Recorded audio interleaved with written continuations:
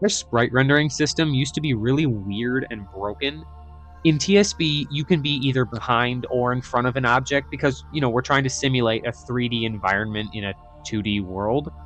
And so the way we used to have that is each object would generate a circle, a radius around it. And if the player's collider was in that radius and it was above it, show that it was behind the object, and then if it's lower, vice versa. And it would get really weird and finicky when you would put multiple objects next to each other because the radiuses would overlap, and it would basically look like Enzo was clipping through the floor, causing all kinds of weird glitches, and it was really dumb. Everything breaks. I don't know what I did. And I knew we would have to have a different system from the get-go, but I kept putting it off because I just couldn't find out a way to do it. And yesterday, I was trying to add some new assets, and I was on call with Delta, and I just kind of got fed up with it not working, and I asked him if he had any ideas.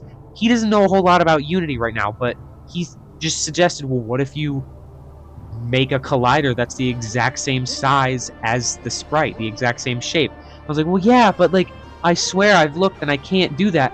That was until I did some more Googling and found polygon colliders, and these literally saved my butt. If you add one to an object with a sprite on it, it literally automatically makes a collider that is the exact same shape of the object, and you can customize it and change it, and it has all these little subdivisions. Like if I turn this on, you can see it makes a bunch of shapes, and that's how it works. I don't really get it. It reminds me of when I used to work with 3D modeling, kind of subdivisions, stuff like that. But you can see here it has 218 little points that are already here and modifiable, and if you want, you can delete some of the points, because this could cause some lag, honestly. And we don't need a hyper exact sprite. We just need it close enough so you can tell when the sprites are overlapping. And so I was really excited to learn that this worked and figure it out, how to do that and all that stuff.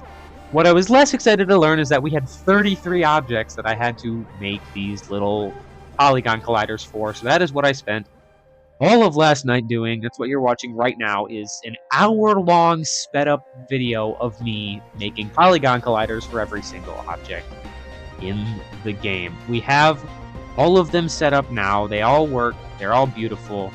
And they all work great. The trees were a nightmare because it gets a little finicky when you try adding things with transparent things. Like these trees are kind of see-through. I don't know if you can tell. And it doesn't count the slightly transparent parts as part of the sprite. And so it makes a little collider around each individual branch. And it ended up having 2,000 little subdivision points, which was just crazy and made my Unity editor lag.